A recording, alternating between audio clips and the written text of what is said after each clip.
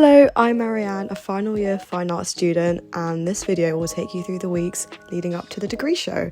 So my practice in a nutshell explores the tensions that emerge from attempting to impose control over the medium of clay. The aim was to create 64 cuboid-like structures which encapsulated these themes through different heights and different uses of colour. I had a 12-week time frame, and the quickest way to make this many cuboids seemed to be through extrusion.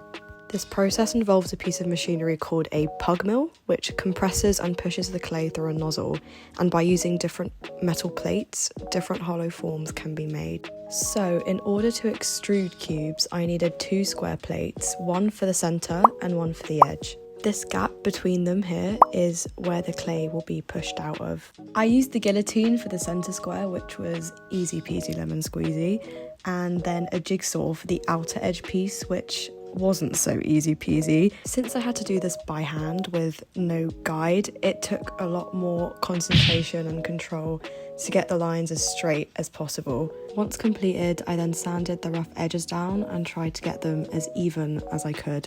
I then went back to ceramics and inserted it into the pug mill to start extruding. This first attempt was indeed a bit of a flop. I found that the steel I used for the inner plate was too thin and warped under the pressure of the clay. I returned to the metal workshop to make 2 more layers of metal and tried again, but this attempt also failed. The clay started curving out almost like a banana peel due to the harsh edges of the metal, so instead a solution to this was to extrude cylinders and then mould them into cuboids using a jig. To make this, I brought 3 wooden planks into the wood workshop, and then it was a fairly simple process involving measuring, drilling and screwing until the 3 planks of wood were attached. I then tested it on one of the extrusions, and after playing around with the thickness of the cylinders, I finally managed to get my first cuboid structure.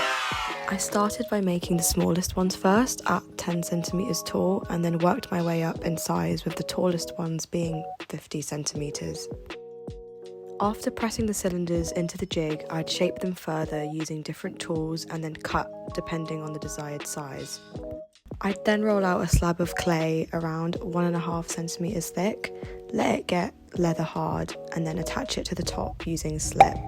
This was a very repetitive process that took place over several weeks, but once I got into the rhythm of it, I did eventually reach flow state.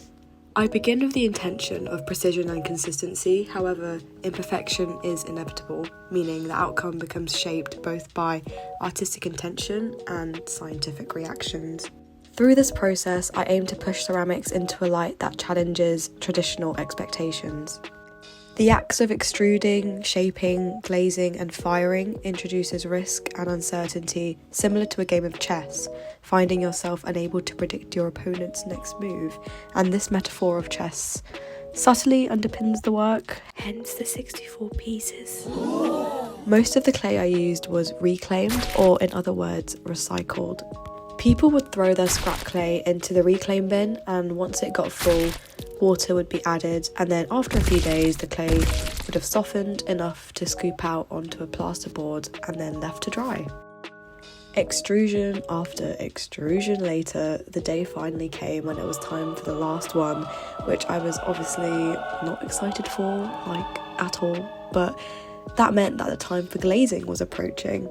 A ceramic glaze is just a carefully balanced chemical recipe of powder mixed with water. I wanted bright, bold colours, so I tested out recipe after recipe until I found what I was looking for. Unfortunately, glazes can be super unpredictable, and this green one in particular just refused to be recreated, so in the end I had to improvise by making my own recipe and just hoped for the best.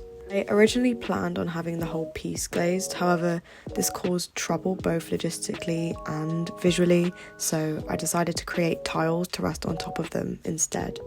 With a slab roller and a pizza cutter, I managed to whip these out in no time, and once they were fired, I could move on to finally glazing them. This process was also quite repetitive, but it meant that I could finally watch something while I worked, which was fab.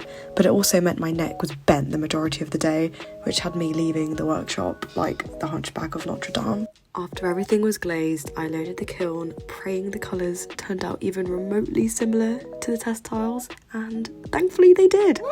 So the final phase of the degree show prep was install week. This was 5 days of landlord special, consisting of sanding, hoovering, painting, measuring and transporting, which also timed itself perfectly with the heat wave, which was just cherry on top. This wheelbarrow became my best friend when it came to transporting the ceramics from the workshop to my space. It was a lot of back and forth and deciding on the curation of the pieces in my space, but we got there in the end. The final act was sticking my name onto the wall, symbolising the end of the degree, and that's it. Public viewing will be on these days and times. Please come by to see the epic work that everyone's worked so incredibly hard for, and hope to see you guys there. Bye!